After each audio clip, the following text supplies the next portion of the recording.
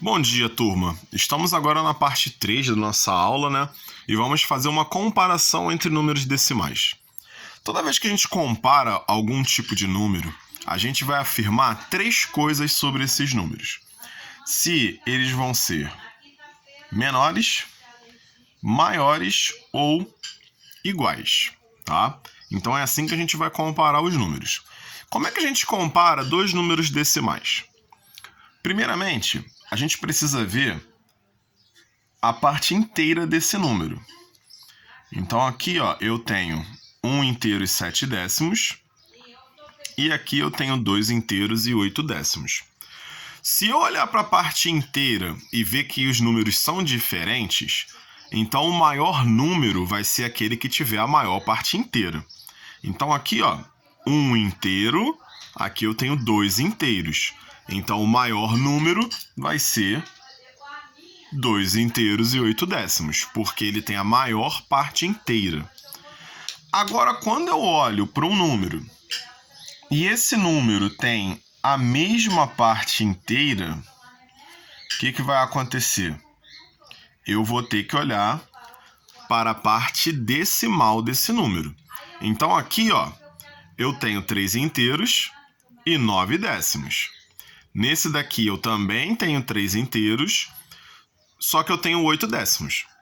Então, ó, as partes inteiras são iguais. A gente pode verificar aqui, ó, 3 e 3. As partes inteiras são iguais. Porém, as partes decimais são diferentes. Então, quem vai ser o maior número? Vai ser aquele que tiver a maior parte decimal. Então, ó, 3 inteiros e 9 décimos é o maior.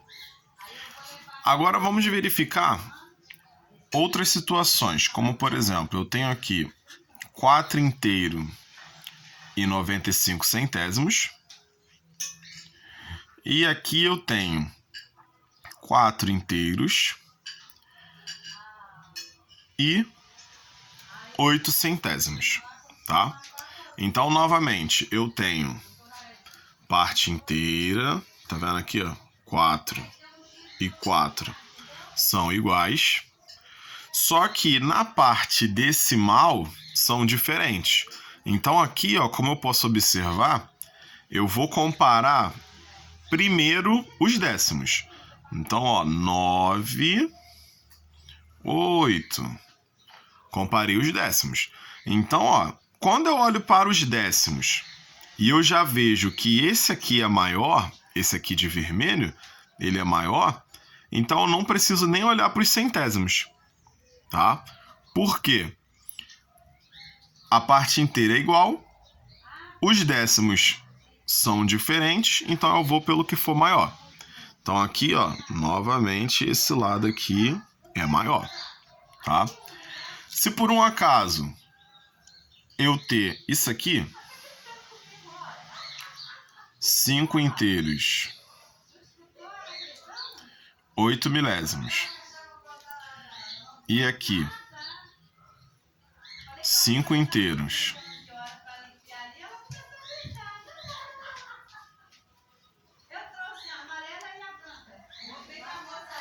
e 9 décimos de milésimos, o que vai acontecer? Eu vejo que a parte inteira é igual. Os dois números têm 5 de parte inteira. Aí eu vou para os décimos. Também são iguais, ó. 0, 0.